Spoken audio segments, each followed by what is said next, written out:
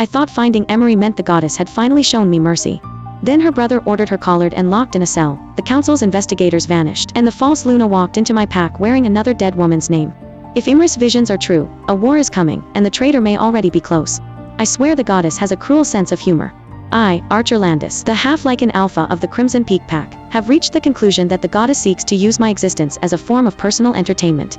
Oh well, who needs a mate anyways, right? The scent of rosemary and vanilla stops me in my tracks. It's an intoxicating scent that wraps around all my senses, pulling me along a path to the east where I find a clearing that's bathed in the glow of the morning sun. 10 years of searching, and I find my mate as a result of being dragged to a ceremony I would be preferred to not even attend. I would never have imagined that my mate would be the hybrid healer, the half-sister of Alpha Jonah. Emery. Alpha Archer, I believe you're lost. She rises to her feet in a single fluid, graceful movement, then turns to face me. Her eyes are glowing orbs of amethyst that draw me in, and have my wolf howling with excitement. Actually, I believe I'm found. After all these years, I can't believe I've found you. You have been looking for me. She seems to be genuinely confused. For 10 long years, Emery. I had almost given up all hope of ever finding you. You're not disappointed. No, Emery, I'm not the least bit disappointed. Are you? Not in the slightest. I just thought never mind. I thought someone like you would want a more suitable mate. There is no creature better suited for me than you, Emery. You were chosen specifically by the goddess herself to be mine, just as I was chosen specifically to be yours. Will you accept me as your mate, Emery? Yes. Then it seems we may need to pack the rest of your things, because now that I've found you, I'm never letting you go. Emery and I return to the pack house to pack the last of our things, and once we finish, we set out to inform Alpha Jonah. I take her hand in mine, and I lead her out of her room, then down the stairs to the main floor, where Jonah's office is located. Alpha Archer, is there something I can help you with?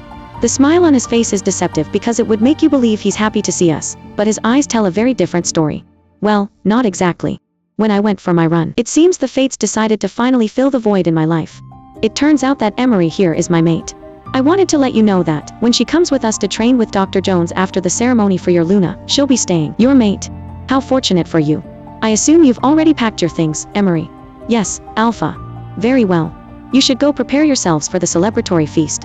He gestures toward the open door, dismissing us in a less than professional manner. Rather than take her to her room, I lead her out of the pack house and toward the forest. Okay, what's going on? You got really tense back there, and Jonah was acting strange. Things are changing here. Jonah and I used to be close, but after the future Luna arrived, he was different. He made me move out of the Alpha wing, then started demanding that I call him by his title. He wouldn't allow me to eat with the others in the dining hall, and forbid me to attend the pack events. He also didn't know about me going to train with your pack doctor. He would never have approved, so I agreed to it in his place, then deleted the message so he wouldn't see it. He's refused to let me leave the pack grounds since the new Luna arrived here. Before I can respond, a mind link comes through from Mika. We need to take Emery and leave right now. I just overheard Jonah and his beta, Alex.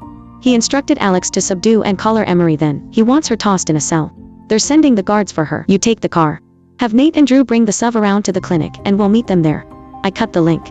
We need to go, Em. She doesn't resist me when I grab her hand and pull her along behind me. I dodge and weave through the woods, getting us to the sub in under 3 minutes. By the time we cross the Emberclaw border, her breaths have evened as she sleeps soundly in my arms. We arrive back in our own territory and reach the pack house. I carried her straight to my office while linking for my head guard, Cal, to meet Mika, Nate, Drew and I. You found your mate. He's smiling brightly. I did. I called you here because we ran into an issue at Emberclaw.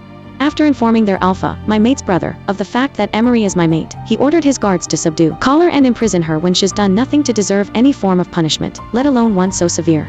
They were planning to imprison our Luna, like a disobedient dog. Cal's growl is deep and menacing. Indeed, they did. My mate claims that Alpha Jonah has changed since his new Luna came into the picture. She was placed in one of the member rooms, instead of being in her old room in the Alpha wing. She was also forbidden to attend pack gatherings, or even eat with the pack in the dining hall. Emery begins to stir in my arms, and when her amethyst eyes open, she pulls herself up so that she's sitting in my lap. Emery, can you tell us why Alpha Jonah would order his guards to capture, collar and lock you away in a cell? No. It's the full moon in a few days, but he usually just has me shelter in one of the cells for 3 days, the day before, day of and day following, but he's never used a collar on me before.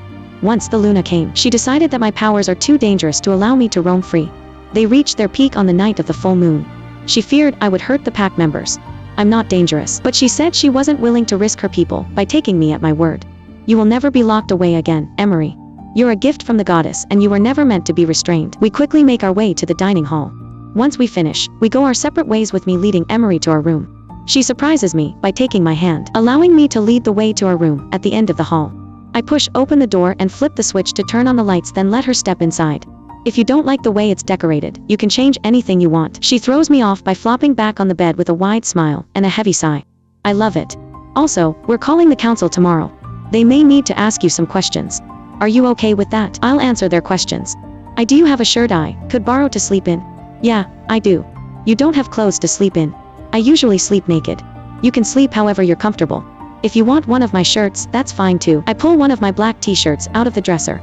She gets up and takes the shirt, then heads into the bathroom, but doesn't close the door. My eyes wander to the open door, where I catch sight of her bare back in the mirror, paralyzed by the sight of dozens of scars, covering her back until she pulls the shirt down over them. When she steps back into the room, she walks up and places her small hand on my cheek. Are you okay? Without thinking, I lower my forehead to hers. Who hurt you? You mean my scars? Yes.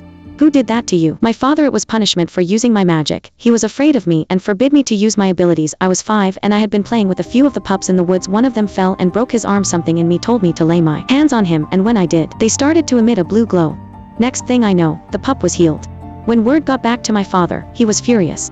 He whipped me 20 lashes with a silver-tipped whip. I was punished twice after that, but then he died in the war, and Jonah ascended as Alpha.